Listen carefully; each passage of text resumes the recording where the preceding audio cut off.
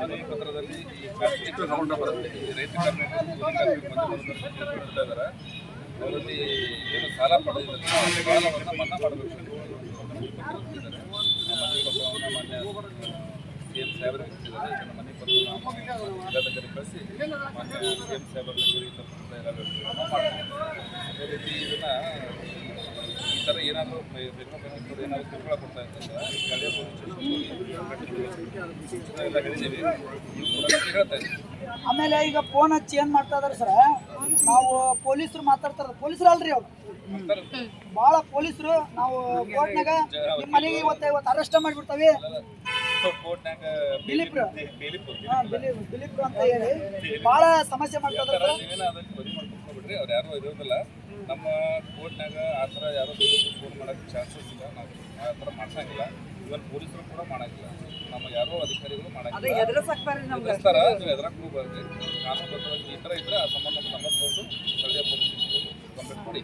ಆ ಥರ ಕಿರುಕುಳ ಕೊಡ್ತಾ ಇದ್ರು ಅಂತಂದ್ರೆ ಕಿರುಕುಳ ಕೊಡಬಾರ್ದು ಅಂತ ನಾವು ಆದೇಶ ಪಾಲನೆ ಮಾಡಬೇಕು ಸರ್. ಆಮೇಲೆ ಏನಾಗೈತಿ, ಅಡವಿ ಆಂಜನೇಯ ಬಡಾವಣೆಗೆ ಸಾಕಷ್ಟು ಬಡ ಕುಟುಂಬಗಳು ಸಾಕಷ್ಟು ಅದಾರ ರೀ, ಮನೆ ಇಲ್ರಿ. ಆದ್ರೆ ಗುಡಿಸ್ಲಕ್ಕಂದು ಅಲ್ಲಿ ಜಾಗ ಖಾಲಿ ಇದೆ ರೀ, ಸಾಕಷ್ಟು ಜಾಗ ಖಾಲಿ ಇದೆ. ಅಲ್ಲಿ ಹೋಗಿ ಮನೆ ಹಾಕ್ಯಂಡ್ರೆ ಬೇರೆಯವ್ರು ಬಂದು ದಬ್ಬಾಳಿಕೆ ಮಾಡಿ ಮನೆಗೆ ಕೇಳ್ತಾ ಇದಾರೆ. ಅಂದ್ರೆ ವಾಸ ಮಾಡೋಕ್ಕೆ ಅವು ಒಂದು ಮನೆ ಬಡ ಕುಟುಂಬಗಳಿಗೆ ಅವಕಾಶನೇ ಇಲ್ಲ ಅಂತ ನಮ್ದು ರೀ. ಯಾಕಂದ್ರೆ ದಬ್ಬಾಳಿಕೆ ಮಾಡ್ತಾರೆ ರೀ, ಹಣ ಇದ್ದವ್ರು ಬಂದಾಗ. ಅದು ಜಾಗ ಸರ್ಕಾರಿ ನಗರಸಭೆ ಐತಿ, ಬೇರೆಯವ್ರು ಬಂದು ದಬ್ಬಾಳಿಕೆ ಮಾಡ್ತಾರೆ ರೀ. ಇದು ನನ್ನ ಜಾಗ ಶ್ರೀಮಂತರು ದುಡ್ಡು ಏನಂತಂದ್ರೆ 1 ಲಕ್ಷ 2 ಲಕ್ಷ ಕೊಟ್ಟು ಬರ್ಸಿರ್ತಾರೆ, ಅವ್ರು ದಬ್ಬಾಳಿಕೆ ಮಾಡ್ತಾ ಇದಾರೆ. ಬರೀ ಇದ್ದವ್ರಿಗೆ ಬಂದವ್ರಿ, ಮನೆ ಇದ್ದವ್ರಿಗೆ ಬಂದಿಲ್ರಿ, ನಮ್ಮ ಮಂದಿಗೆ ಬರಂಗಿಲ್ಲ. ಇದ್ರ ಬಗ್ಗೆ ನಾನು ಚರ್ಚೆ ಮಾಡ್ತೀನಿ, ಸಿಟಿ ಕಮಿಷನ್ ಚರ್ಚೆ ಮಾಡ್ತೀನಿ. ಆ ಥರ ನಮ್ಮದು ಜಾಗ ಅಂದರೆ ಯಾರ ಹತ್ರ ನೋಡೋಣ.